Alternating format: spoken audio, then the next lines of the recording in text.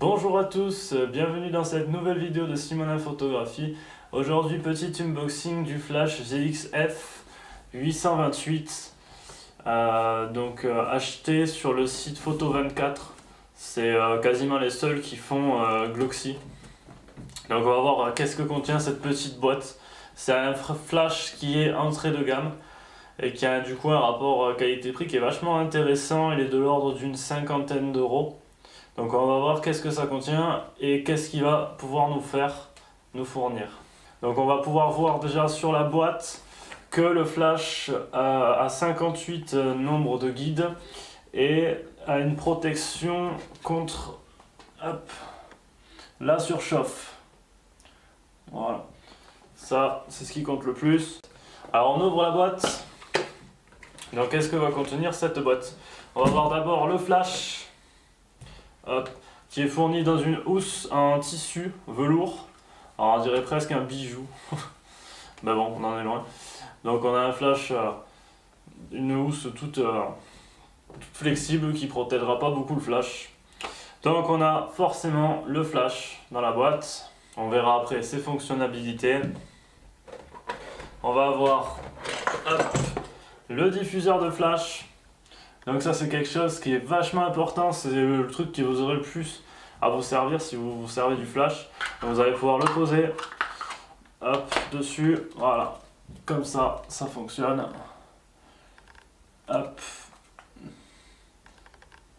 Voilà, donc ça sera pour diffuser la lumière quand vous allez l'utiliser, ça évite de l'utiliser directement. Donc ça c'est super pratique. Avec vous allez avoir une petite griffe, une petite barre flexible. Pour mettre sur votre boîtier, je vais vous montrer ça de suite, je le monte et je vous le montre. La grille montée, ça va donner ça. Donc là, bon, c'est sur une poignée grip. Et donc vous allez vous servir de votre flash et le fixer comme ça. Hop, face à vous. Ça va être bien merdique, je pense. Hop, voilà. Donc, à mon avis, c'est un gros gadget. Ouais, tu vois le truc tourne sur lui-même même s'il est vissé.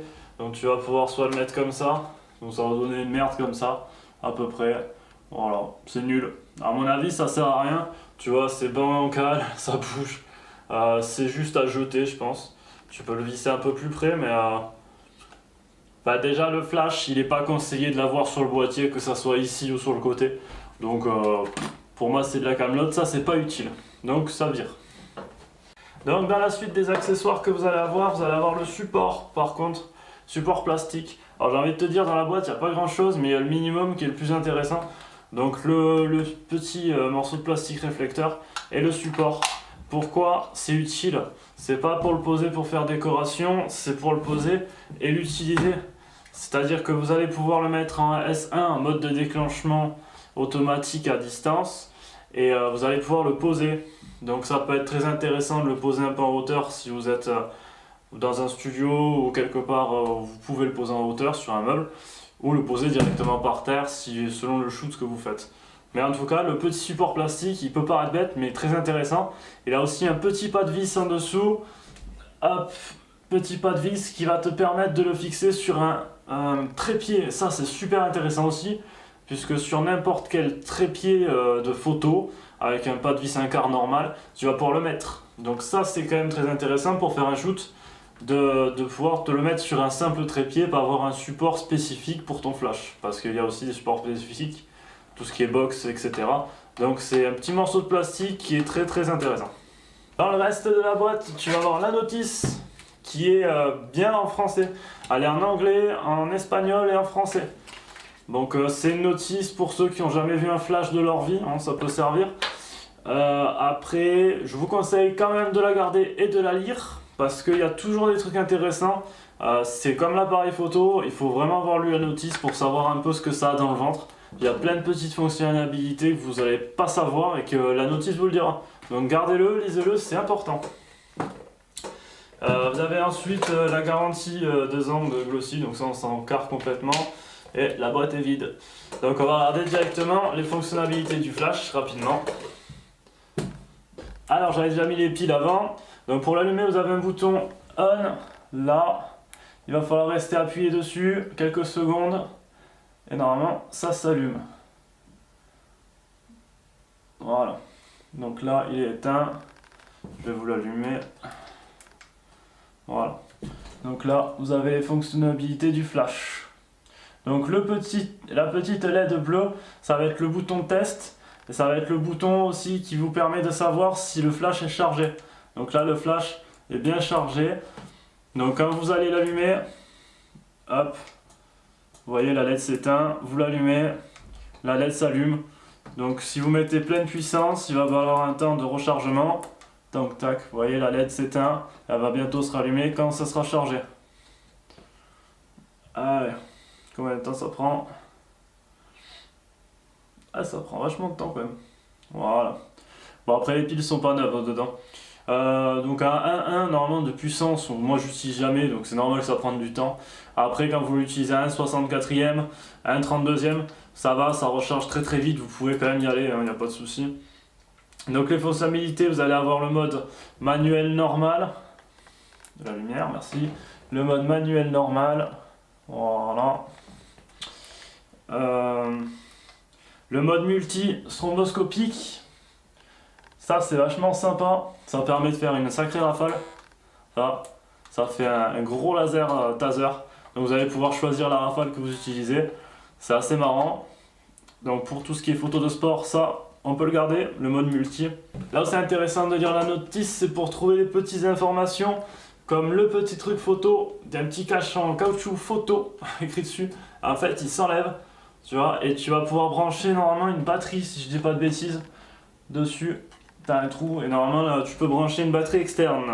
Alors c'est la question que je me posais au moment d'acheter le flash, est-ce que je prenais le modèle 328 ou le 828? Et en fait au moment d'acheter le flash, donc voilà, c'est exactement les mêmes, c'est ce que je me posais comme question.